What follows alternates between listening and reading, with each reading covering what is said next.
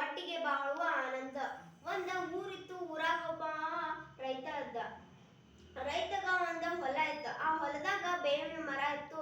ಹೇಗೋ ಏನೋ ಬಂದು ಕಲ್ಲು ಗುಂಡನೆ ಕಲ್ಲು ಬಂದು ಕುಳಿತುಕೊಳ್ಳುತ್ತಿತ್ತು.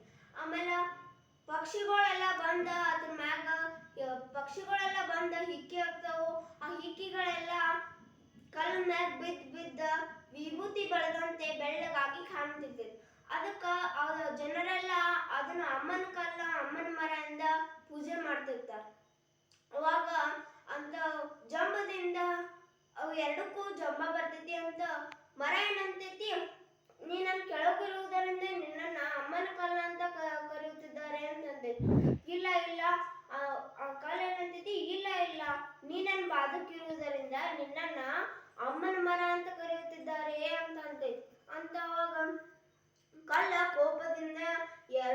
ಕಲ್ಲು ಕೋಪದಿಂದ ಉರುಳಿ ಉರುಳಿ ಉರುಳಿ ದೂರ ಹೋಗ್ತದೆ. ಮಾರನೇ ದಿನ ರೈತ ಬರ್ತಾನು ಆ ಹೊಲ ಉಳುಮೆ ಮಾಡಕ. ಅವಾಗ ಮರ ಒಂದೇ ಇರ್ತೈತೆ ಅನ್ನೋಣ. ಅದಕ್ಕೆ ಏನಂತಾನು, ಈ ಮಕ್ಕಳಿಗೆ ಕರ್ಕೊಂಡ್ ಬರ್ತಾನು ಅಂತ ಮಕ್ಕಳಿಗೆ ಏನಂತಾನು, ಈ ಮರ ಒಡೆಯವರನ್ನ ಕರೆಸ್ರಿ ಮತ್ತ ಇದನ್ನ ನೇಗಿಲ್ ಚಕ್ರ ಮಾಡಿಸ್ರಿ ಅಂತ ಹೇಳ್ತಾನ. ಅಂತ ಕಲ್ಲು ದೂರ ಬಿದ್ದಿದ್ದನ್ನ ನೋಡಿ ಕಲ್ಲು ಒಡೆಯವರನ್ನ ಕರೆಸ್ರಿ, ಓಡಿಸ್ರಿ ಅದನ್ನ, ಮತ್ತ ಇದನ್ನ ನಾವು ಉಳುಮೆ ಮಾಡಕ್ ಉಪಯೋಗಿಸೋಣ ಅಂತ ಹೇಳ್ತಾನೆ.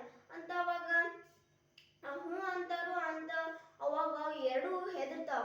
ಅಂತ ಕಲ್ಲ ಅವ್ರು ಯಾವಾಗ ಹೋಗ್ತಾರ ಅನ್ನ ಕಾದಿರ್ತೈತ.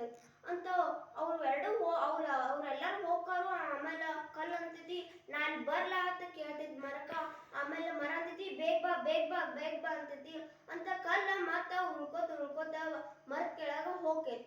ಅಂತ ಮಾರನೇ ದಿನ ಅಂತ ಮರ ಒಡೆಯವರು ಬರ್ತಾರು. ಅಂತ ಇದು ಅಮ್ಮನ ಕಲ್ಲ, ಇದು ಅಮ್ಮನ ಮರ ಅನ್ನೋದನ್ನು ಕಡಿಯೋದು ಬೇಡ ಹೊಡೆಯೋದು ಬೇಡ ಅಂತ ಹೇಳಿ ಹೆದರಿ ಅವರು ಹೋಗ್ತಾರ. ಅಂತ ಕಲ್ಲು ಒಡೆಯವರು ಬರ್ತಾರು. ಇದನ್ನು ಒಡೆಯುವುದು ಬೇಡ ಅಂತ ಹೆದರಿ ಅವರು ಹೋಗ್ತಾರ. ಅಂತ ಎರಡು ಕಂಟಕದಿಂದ ಪಾರಾಗುತ್ತಾರೆ. ಈ ಕಥೆಯ ನೀತಿ ಏನಂದ್ರ, ಒಟ್ಟಿಗೆ ಬಾಳಿದರೆ ಸರ್ಗ ಸುಖ.